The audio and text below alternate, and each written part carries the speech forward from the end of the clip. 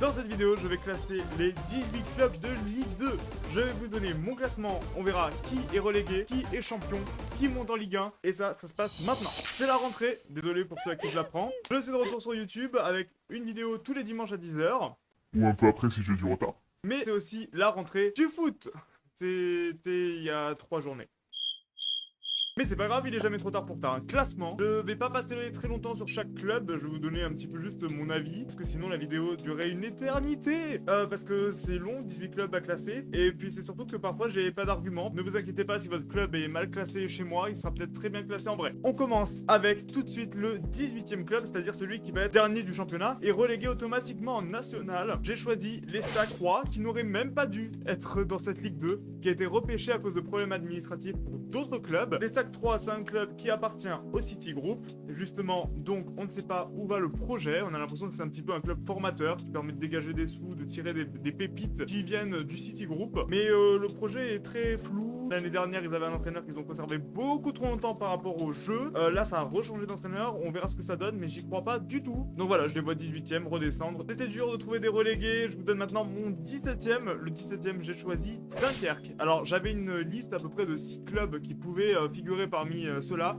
J'ai choisi Dunkerque parce que c'est le club qui me paraît avoir l'effectif le plus fragile parmi la liste que j'avais. C'est un club qui pourtant ne joue pas mal au foot. Le début de saison est loin d'être catastrophique. Ils ont gagné contre Rodez récemment. Mais je pense que ça va être faible par rapport au niveau de la Ligue 2. 16e position, je vous donne tout de suite le club qui va jouer un barrage. Ce club-là, c'était une surprise l'année dernière. Un club qui a joué les barrages, qui a fini 4e, qui pouvait monter. J'ai choisi de mettre Rodez. Désolé, amis Routénois, mais je pense que la saison de Rodez va être beaucoup plus compliquée cette année que la saison passée.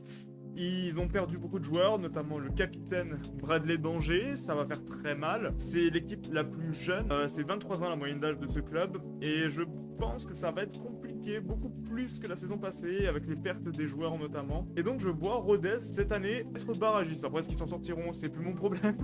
Mais ils joueront un barrage. À la 15e position, c'est un club qui aurait pu aussi être dans ces relégables. Finalement, c'est un club qui va s'en sortir avec la 15e place. J'ai choisi le Stade Lavallois. C'était un petit peu la sensation de la saison passée avec Rodez, justement. Il y a eu un début de saison canon. Il y a eu une fin de saison qui, par contre, a été plus compliquée. Ils finissent 7e et la fin de saison a été un petit peu sur une phase descendante. Et j'ai peur qu'ils repartent dans ce rythme-là plutôt que le début de saison. Pourquoi? Je pense tout de même qu'ils ne seront pas relégués parce que c'est l'équipe la plus âgée de cette Ligue 2. C'est une équipe qui a énormément d'expérience et donc je pense que ça va permettre quand même d'éviter la relégation. Il va la frôler, 15e place, attention, il fait chaud à Laval. 14e place, je parle d'un club qui joue au Stade Vélodrome. Je pense à l'OM, mais c'est pas l'OM. Mais non, cette année, il y a Martigues qui joue sa saison à domicile au Vélodrome. Martigues qui, pour l'instant, n'a pas gagné d'ailleurs dans le Stade Vélodrome, les 2 matchs. Mais par contre, ils ont gagné un match à l'extérieur. Alors Martigues, je pense qu'ils vont rester en Ligue 2,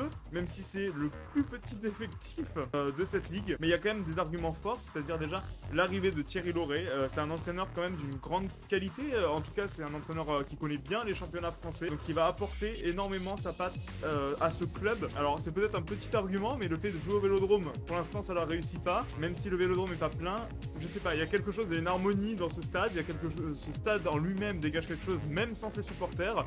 Alors peut-être que ça pourra aider Martigues à certains moments, je ne sais pas. Et donc je pense que de global fera que Martigues arrivera à accrocher une 14e place, qui serait déjà exceptionnelle pour une saison, voilà, pour le plus petit effectif de cette Ligue 2. En 13e position, et donc là c'est la fin des équipes qui pouvaient se retrouver dans la shortlist pour descendre. C'est la dernière équipe qui était dans cette shortlist là, et j'ai choisi le club d'Annecy, le FC Annecy, quand même une équipe qui globalement joue très bien.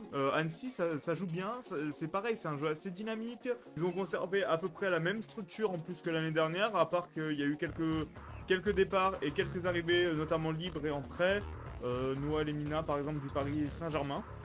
Mais c'est une équipe qui va rester, on va dire, à peu près dans le ventre mou toute la saison, je pense. 12e position, alors là, il y a encore un promu, le champion de l'année dernière en national.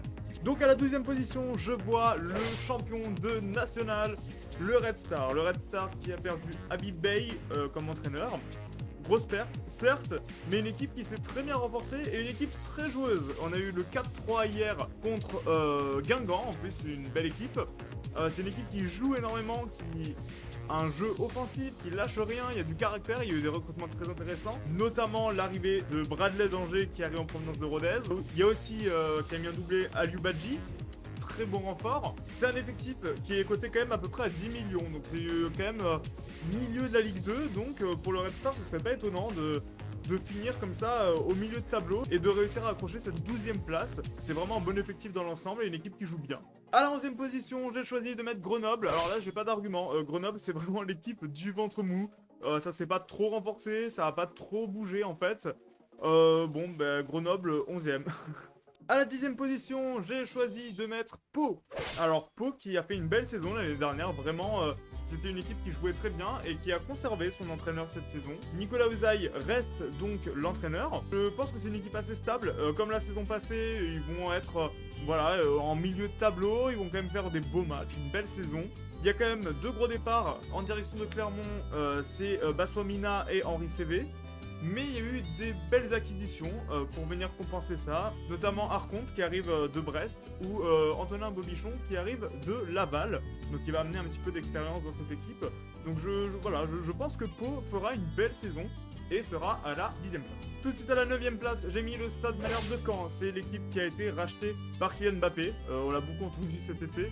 En tout cas, voilà, par tout l'entourage de Kylian Mbappé.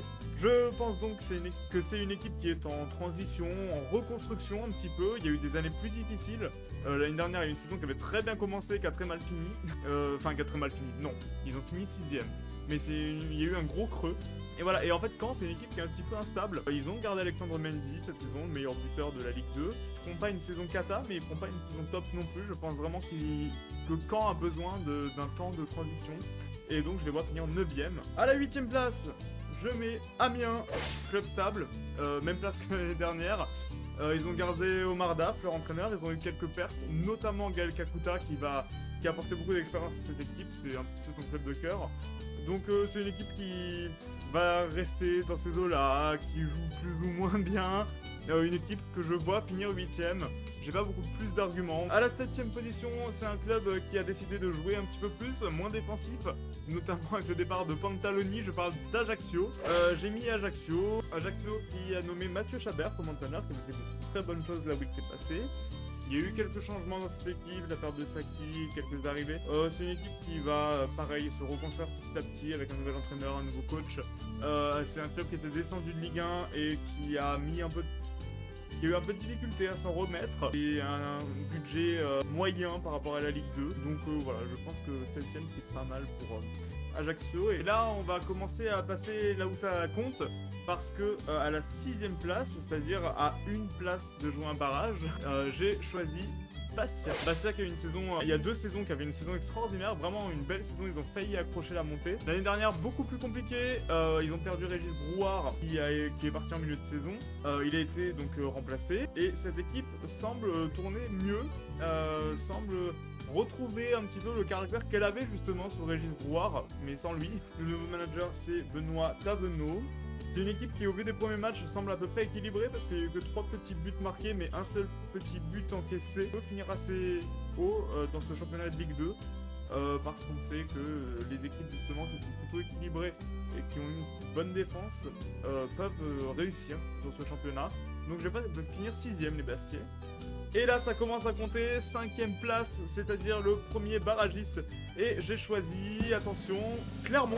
Donc Clermont qui descend de Ligue 1. Clermont qui va mettre, je pense, un petit peu de temps avant de retrouver un élan. C'est une équipe très jeune. Il y a eu une perte énorme de joueurs sur le mercato. Forcément, un club qui descend de Ligue 1 et qui passe en Ligue 2 perd de nombreux joueurs. C'est une équipe très jeune. C'est l'avant-dernière équipe la plus jeune juste avant Rodez. 23,7 ans la moyenne d'âge. Et donc, c'est une équipe qui, pareil, va se reconstruire après sa descente en Ligue 1. Enfin, de Ligue 1. Et qui va accrocher une place de barragiste, mais je les vois pas plus haut, même si ça joue quand même plutôt bien. Je pense que les équipes qui sont au-dessus sont quand même mieux armées que Clermont. À 4ème place, donc un club qui va encore jouer les barrages, j'ai choisi de mettre L'en avant Guingamp. Guingamp qui est désormais coaché par Sylvain Ripoll, l'ancien entraîneur de l'équipe de France Espoir. Donc on va voir ce que ça va donner avec Sylvain Ripoll, mais c'est vrai que Guingamp c'est une équipe qui pour l'instant collectivement joue assez bien, qui marque des buts, 8 buts marqués déjà, c'est quand même la meilleure attaque du championnat. C'est vraiment une équipe qui collectivement on voit que ça tourne bien. Bon alors les buts marqués sont vraiment exceptionnels, il y a eu quand même des buts qu'ils ne mettront pas tous les jours, notamment des recrues. Il y a Brighton Labo qui met un but fabuleux ce week-end. Donc le recrutement est intéressant, il y a Alpha Sissoko aussi qui a signé en provenance de Quevilly-Rouen, qui apporte énormément à cette équipe. Et donc même avec les pertes de El Ouazdani ou de Silis, je pense que c'est une équipe qui vraiment va bien tourner cette saison et une équipe qui pourra jouer voilà, le haut du tableau pour une fois. Guingamp qui arrivera, je pense, à se stabiliser dans le haut du tableau parce que souvent ils font des saisons qui sont correctes mais ils chutent à la fin. Donc je pense que cette année c'est la bonne avec un fort collectif. On verra ce que ça va donner, mais voilà, j'ai beaucoup d'espoir sur Guingamp. Je les mets pas plus haut parce que je pense que les équipes au-dessus sont mieux armées une nouvelle fois et que Guingamp aura quand même des petites passes à vide. Il y a eu un match perdu notamment spectaculaire contre le Red Star. Donc défensivement ils sont quand même pas toujours au top. Mais c'est une équipe qui va très bien jouer, je pense. Ah, la troisième position, c'est-à-dire sur la troisième marche du podium, j'ai choisi de mettre le FC Metz. Alors Metz, c'est l'équipe ascenseur, et l'équipe qui pourrait refaire l'ascenseur une nouvelle fois. Metz pourrait donc jouer un barrage en étant troisième. Il y a eu des pertes dues à la descente de la Ligue 1, mais il y a eu des recrues, et notamment Gauthier Hein, le meilleur joueur d'Auxerre l'année dernière. Vraiment, d'ailleurs, je ne sais pas pourquoi il n'est pas resté à Auxerre pour jouer à la Ligue 1, il a préféré redescendre en Ligue 2. Et donc il a choisi de signer à Metz.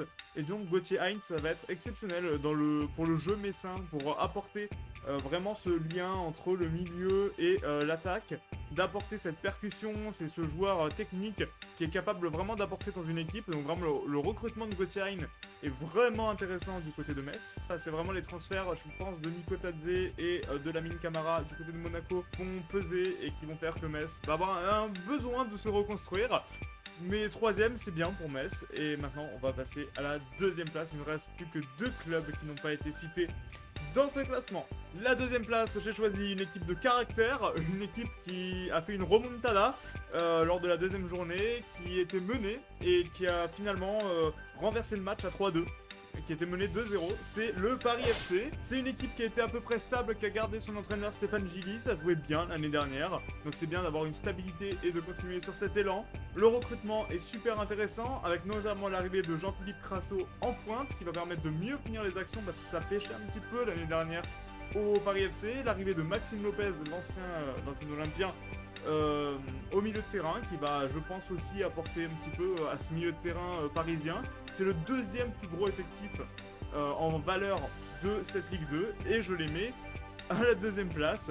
Et vous allez voir que la première place, devinez qui nous reste. Le champion de Ligue 2 2024-2025, c'est, attention, gros suspense, il reste un club, c'est Lorient. Bon alors Lorient, que dire de Lorient?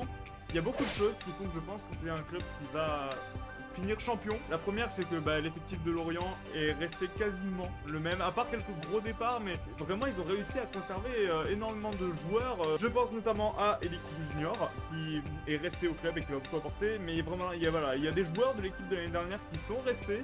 C'est une équipe qui peut remonter rapidement, je pense. Une équipe qui a une valeur estimée à 70 millions, c'est énorme. Je vous disais que le Paris FC était la deuxième équipe la plus cotée dans cette Ligue 2. Le PFC est à 30 millions. Voilà, il y a 40 millions d'écart entre le premier effectif et le second. Lorient est une classe au-dessus quand même par rapport à cette Ligue 2. Le choix d'entraîneur est intelligent, Olivier Pantaloni qui arrive. C'est un entraîneur, je pense, qui a la recette de la Ligue 2, qui a déjà fait une montée avec Ajaccio, qui est un entraîneur qui s'appuie souvent sur une défense très solide. C'est ce qu'il faut en général pour un champion de Ligue 2. Ça permet en tout cas de rester dans ce haut de classement, d'avoir une bonne défense. C'est super important et souvent c'est la recette pour la montée. La moyenne d'âge est de 25 ans, donc c'est à peu près au milieu. C'est une équipe avec un peu d'expérience, un peu de jeunesse. C'est une équipe qui me paraît vraiment équilibrée pour remonter. Mais il faut quand même faire attention parce que ce ne sont que des pronostics, je le répète. Et justement, ce qui est bien dans le football, c'est qu'on ne peut rien savoir à l'avance et que peut-être que Lorient fera une mauvaise saison ou peut-être que j'aurai raison et que Lorient sera champion. Mais voilà, j'espère que la vidéo vous a plu. Dites-moi votre classement ou en tout cas, si vous voulez, votre top 3 en commentaire. Et j'espère que vous avez aimé cette vidéo. Si j'ai oublié des choses, si vous voulez rajouter des choses, L'espace commentaire est libre, je lirai tout, donc n'hésitez pas, allez-y, vraiment, parce que j'ai pas la connaissance parfaite de ce championnat. Donc c'est très bien si vous voulez compléter, si j'ai eu des manques dans cette vidéo. Et donc voilà, et soutenez vos clubs aussi, hein, voilà, allez au stade même si c'est le vendredi à 19h30. Je sais que, ou 20h, je sais plus, mais ça fait beaucoup de mal au foot français que la Ligue 2 soit si peu considérée et qu'elle ait été mise le vendredi. C'était beaucoup mieux le samedi. Désolé supporters de la Ligue 2. Et voilà, donc j'espère que cette vidéo vous a plu. Je vous dis à bientôt, à la semaine prochaine pour une nouvelle vidéo. Et d'ici là, portez-vous bien.